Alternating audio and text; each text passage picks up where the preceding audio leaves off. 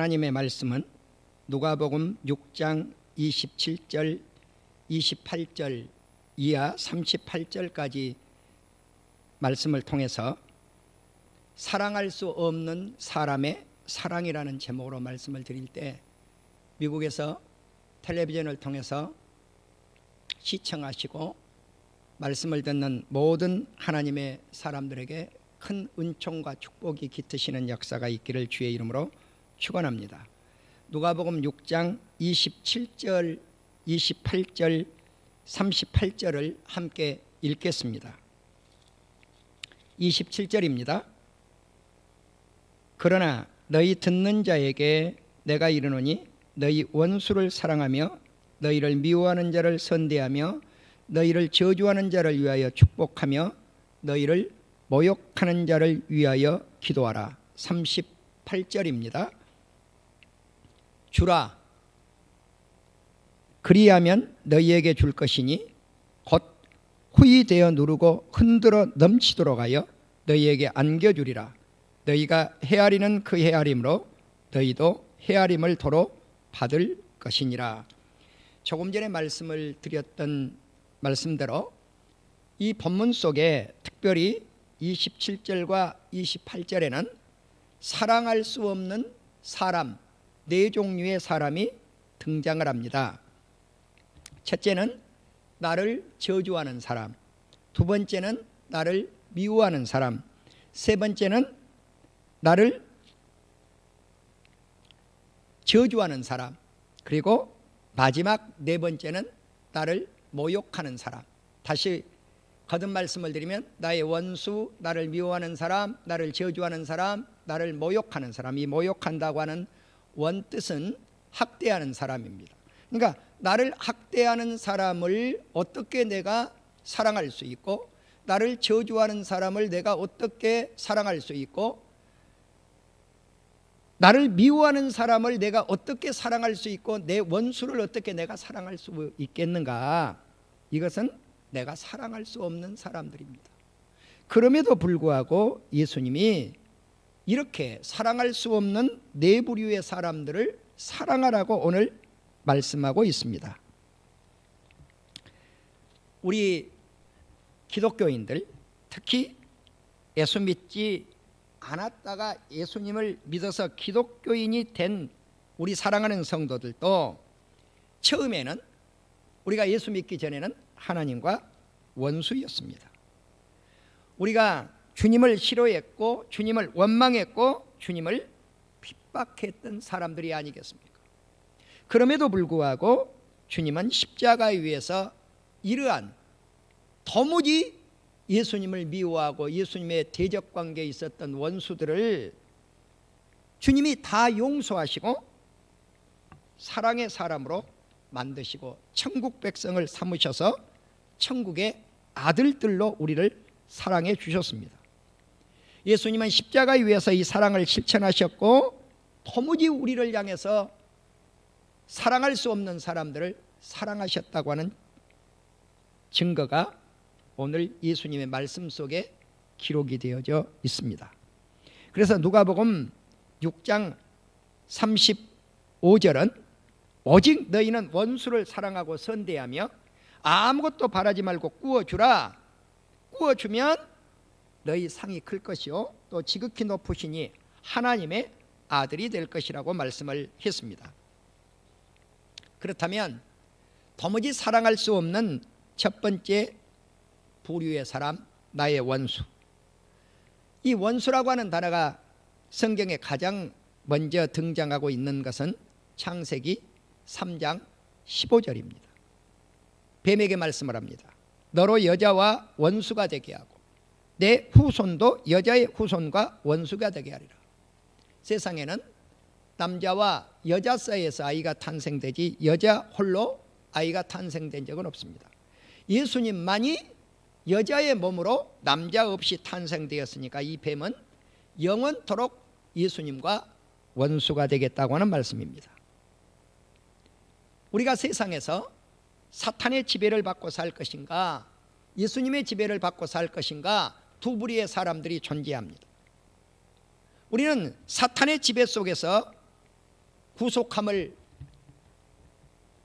받고 노임을 받아서 이제 하나님께서 예수 그리스도를 통해 속박 가운데 우리를 구속해 주셨습니다. 로마서 12장 14절에 보면 너희를 핍박하는 사람, 박해하는 사람을 위해서 축복하고 저주하지 말라고 말씀을 합니다.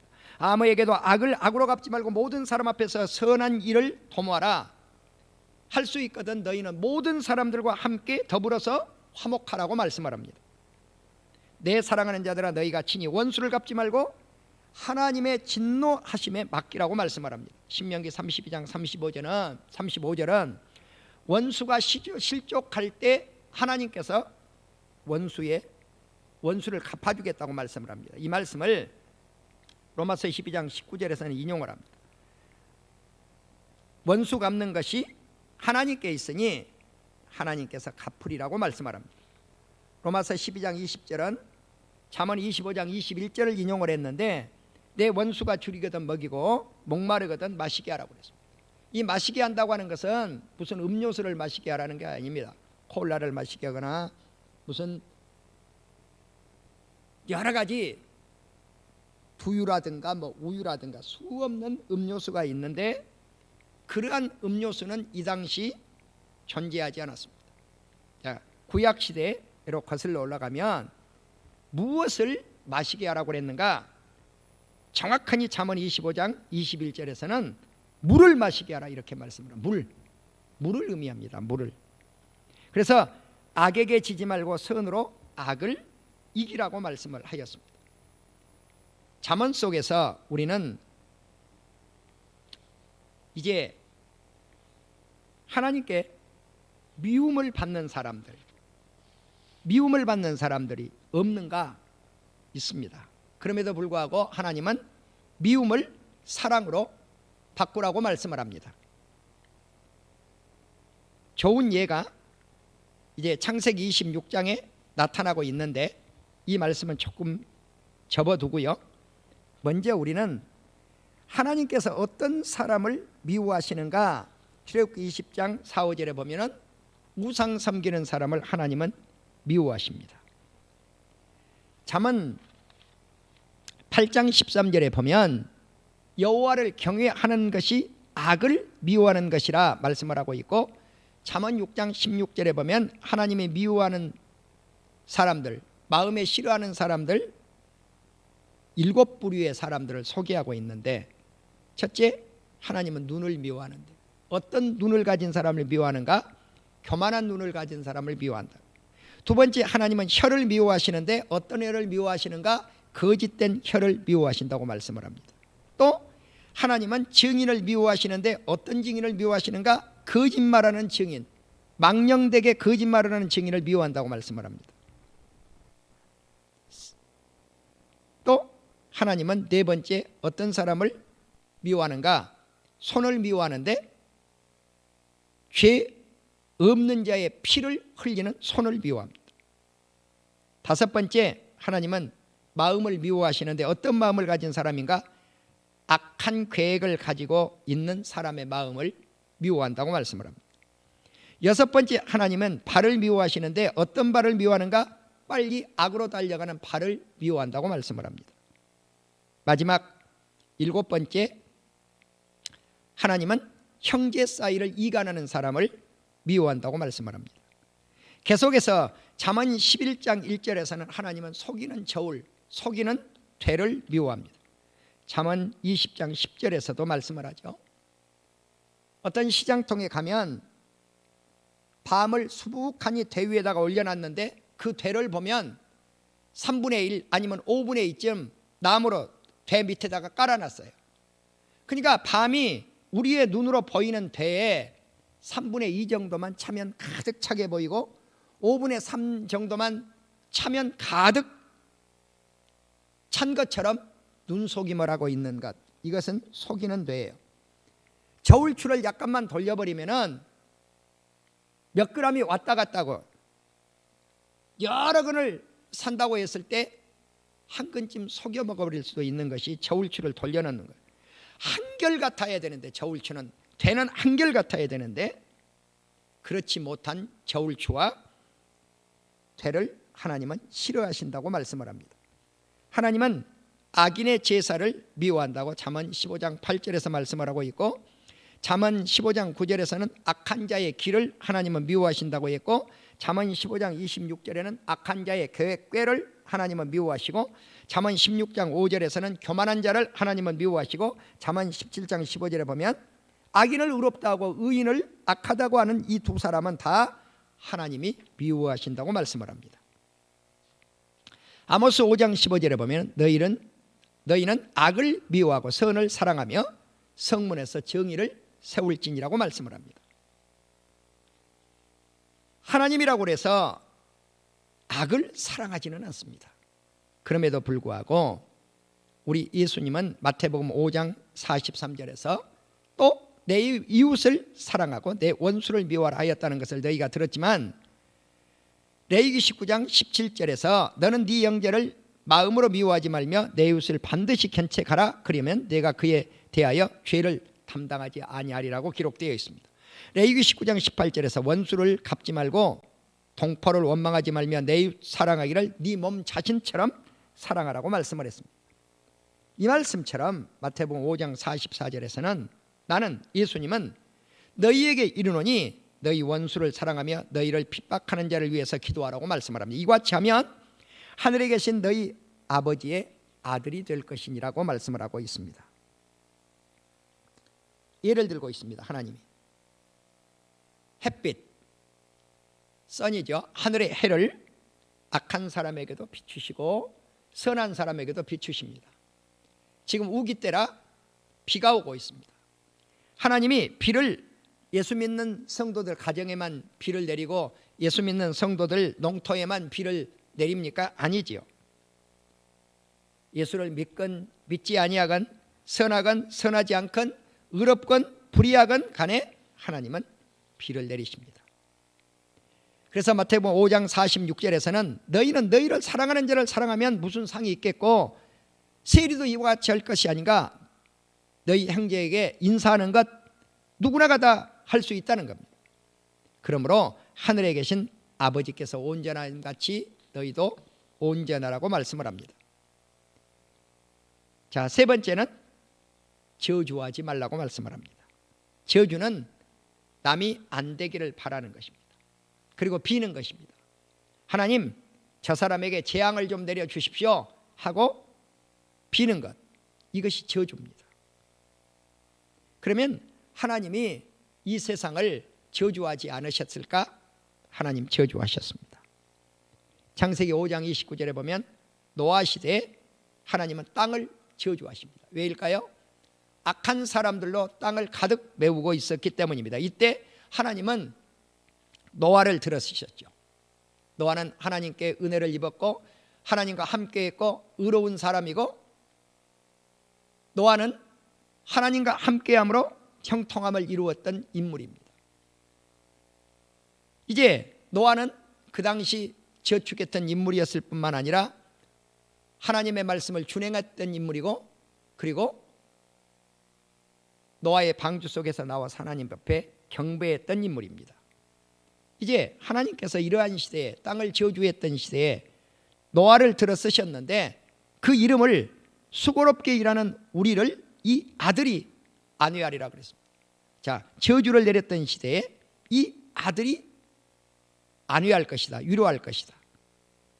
사도행전 4장 36절에 보면 위로의 아들이라고 하는 인물이 있는데 그가 바나바였습니다.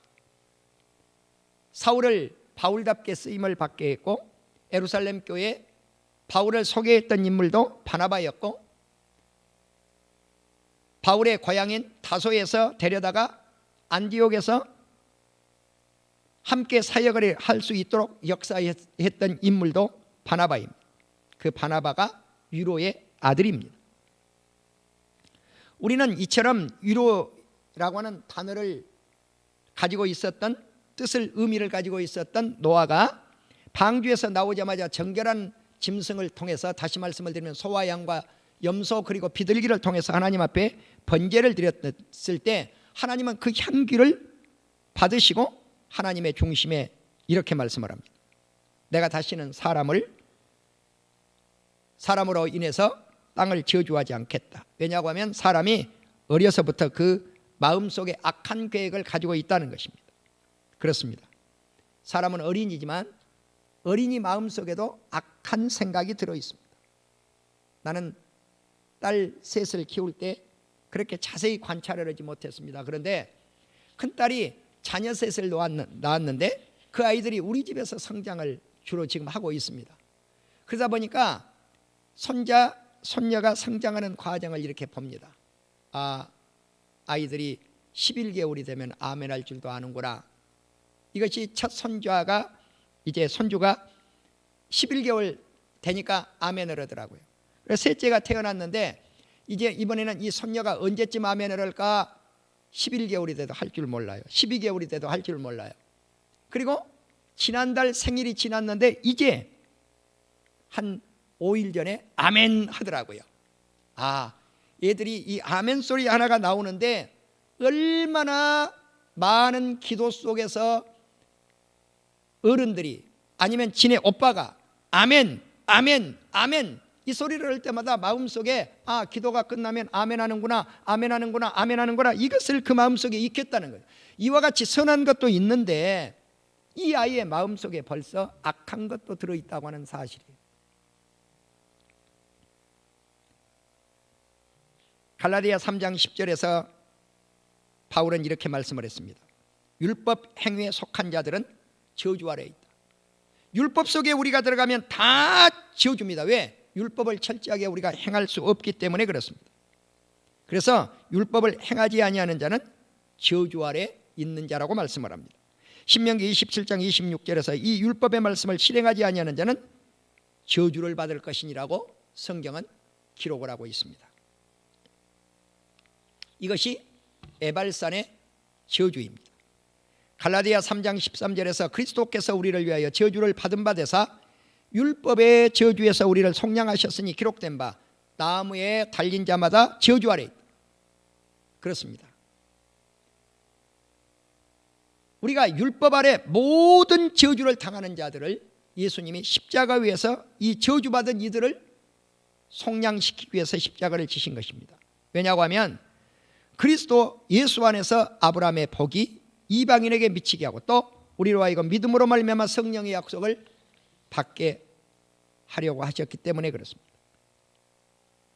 네 번째 생각할 말씀은 모욕하는 자, 학대하는 자입니다. 마태복음 27장 39절에 보시면 예수님이 십자가 위에 있을 때 지나가는 자들이 자기 머리를 흔들며 예수님을 모욕합니다. 마태복음 27장 40절을 보시면 이르되 성전을 열고 사흘에 짓는 자여 네가 만일 하나님의 아들이거든 자기를 구원하고 십자가 위에서 내려오라고 지나가던 나그네가 예수님을 모욕했습니다. 41절에 보면 제사장들도 예수님을 모욕합니다. 또 서기관들도 예수님을 모욕합니다. 장로들도 예수님을 모욕합니다. 그가 남은 구원하였으니 자기는 구원할 수 없도다 라고 비방합니다. 이스라엘의 왕이로다 지금 십자가에서 내려올지어다 그리하면 우리가 믿겠다는 것입니다. 그리고 예수님 곁에 십자가를 졌던 강도들 이들도 예수님을 욕했습니다. 물론 한 강도는 회개하고 예수님이 낙원에 이를 때 자기 자신을 생각해달라고 했지만 이 모욕을 할 때는 복수를 쓴 것을 보면 강도들이 이와 같이 욕하였다고 하는 것을 보면 두 강도가 다 같이 예수님을 향해서 욕한 것을 알 수가 있습니다. 누가복음 6장 27절을 보시면 너희 듣는 자에게 말하기를 원수를 사랑하라. 다시 종합하면 미워하는 자를 선대하라. 좋은 마음으로 행동하라는 것입니다. 좋게 행동하라는 것입니다. 저주하는 자를 축복하고 모욕하는 자를 위해서 기도하라고 말씀을 합니다. 어느 날 우리 장로님들이 나에게 이렇게 이야기합니다. 목사님, 어떤 장로님 한 분이 지난 과거를 다 목사님 잊어버리면 안 되겠습니까? 그렇게 요구를 해요. 그런데 내 자신이 성자가 되지 못해서 예, 장로님 그렇게 하겠습니다. 그래야 되는데 장로님 나 그렇게 못합니다. 내가 기도하다가 그 문제를 해결하겠습니다. 그랬습니다. 그런데 정말 나를 향해서 비방하고 또 저주를 내리고 했던 사람들을 포함해서 모든 사람을 다 사랑하고 용서하는 그러한 마음을 기도 가운데 내 자신에게 주님이 내려주시는 것을 보았습니다. 아무리 미워하려고 해도 미워하는 마음이 사라졌습니다. 아, 모든 사람을 내가 사랑할 수 있구나. 이것을 어디에서 배웠는가? 기도하다가 배웠습니다. 그렇습니다. 우리는 위에서 주님이 주셔야, 위에서 주님이 성령을 통해서 감동, 감화를 주셔야 모든 사람을 사랑할 수 있는 마음을 덧입혀 주십니다. 주님은 오늘 본문 6장 29절에서 이뺨을 치는 자에게 한쪽 팜을 또 내주고 뺨을 때리라고 말씀을 합니다. 겉옷을 빼앗아가는 자에게 속옷도 거절하지 말고 주라고 말씀을 합니다. 30절에 무엇라고 기록이 되어 있느냐면 구하는 자에게 주라고. 구하는 자에게 주어라. 네 것을 가져가는 자에게 다시 돌려달라고 하지 말아라. 나는 며칠 전 한 형제가 목사님 돈 좀 보내주세요. 돈 좀 보내주세요. 이 형제가 감옥에 있다가 나왔는데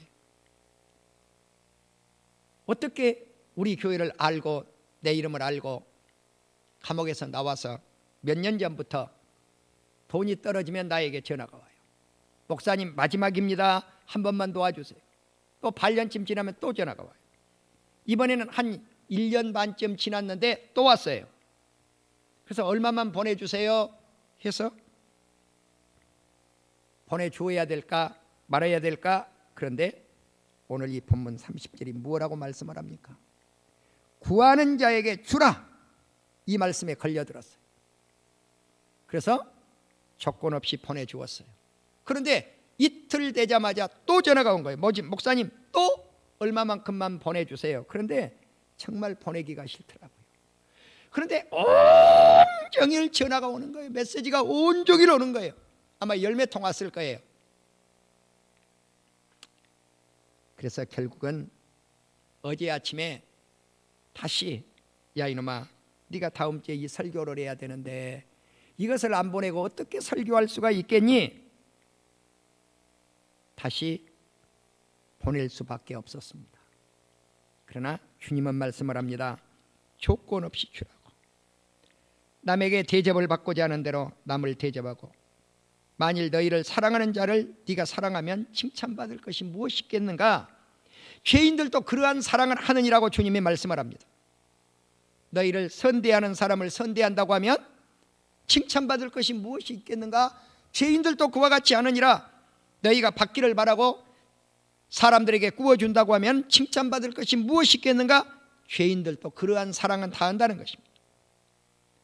오직 너희는 원수를 사랑하라.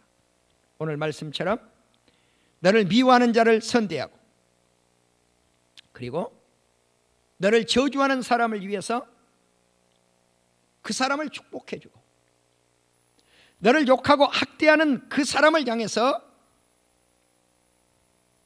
기도해 주어라는 것입니다. 그래서 무엇을 바라고 구워주지 말고 아무 조건 없이 하나님께서 말씀하신 바와 같이 남을 대접하고 그냥 준다면 너희 상이 하늘에서 클 것이라는 것입니다.